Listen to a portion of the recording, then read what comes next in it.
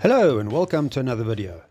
Paarl is one of the oldest towns in South Africa, located in the Western Cape province of South Africa. It's about 60 kilometers from Cape Town. I'll put a link to the directions in the description below. The town was named Paarl after a distinctive granite rock formation known as Paarl Rock, which glistened like a pearl after rainfall. Paarl is known for its rich history, wine production and cultural significance. Before European settlers, the Khoisan people inhabited the region for thousands of years. They were hunter-gatherers who lived off the land and had a deep knowledge of the local flora and fauna.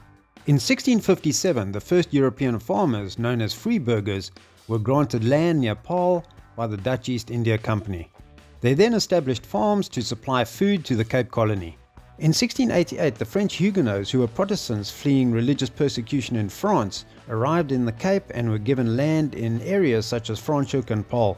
They played a major role in developing wine farming, which remains central to Paarl's economy. By the 19th century, Paarl had become a thriving farming community, producing grapes, wheat and citrus. Wine and brandy production also expanded, leading to the establishment of some of South Africa's most famous wineries. Missionary schools and churches were also established, particularly for the local indigenous people. Paarl also played a role in the anti-apartheid movement. Nelson Mandela was imprisoned in the nearby Drakenstein Correctional Centre before his release in 1990, marking a significant moment in South African history. Today, Paarl is a major tourist destination, known for its wine farms, historical buildings and incredible natural beauty. The hike up to Paarl Rock is a must-do activity. You can hike up from the main road, but you need to be fairly fit for that. The temperature can be extremely hot, so sunblock, hats and water everyone should have. The easiest is to drive all the way up to the rock formation and hike from there. You'll need to pass through the Sandparks gate and pay a small fee, but after that you can drive all the way up to a small parking area close to the rocks. Paarl Rock is more than 500 million years old and consists of 3 granite outcrops, which is the second biggest on Earth. The 3 rocks are Paarl Rock, Britanga Rock and Gordon's Rock. The former names were Diamond and Pearl Mountain. The area was declared a nature reserve in 1977.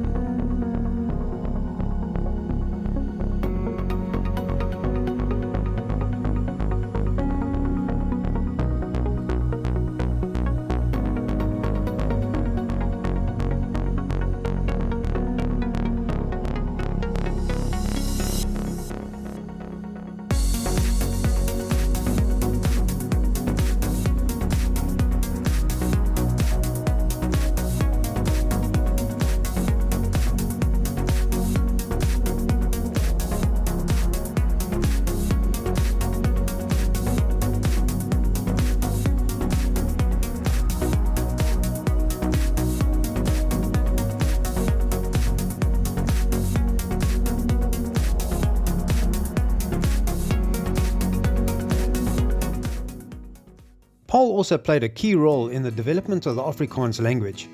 Die Genootskap van Regte Afrikaners, the Society of True Afrikaners, was founded in Paarl in 1875, promoting Afrikaans as a written and spoken language instead of Dutch. The Afrikaanse Taal Monument, the Afrikaans Language Monument, was designed by Jan van Wyk, a South African architect, after winning a national design competition. Construction began in 1972 and the monument was officially inaugurated on the 10th of October in 1975, marking the 100th anniversary of the Society of True Afrikaners.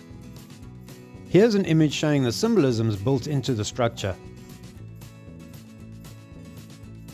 Initially, the monument was seen as a symbol of Afrikaans nationalism, particularly under apartheid, when the Afrikaans was associated with government policies and racial segregation. However, Afrikaans is not just the language of white South Africans, it's also spoken by millions of South Africans with varied backgrounds. Today, the monument promotes Afrikaans as an inclusive language with diverse roots, recognizing its connection to many communities. The Taal Monument is now a cultural and tourist site, hosting events, concerts, and historical exhibitions. It stands as a reminder of the complexity of Afrikaans, a language that carries both a colonial past and a rich multicultural history.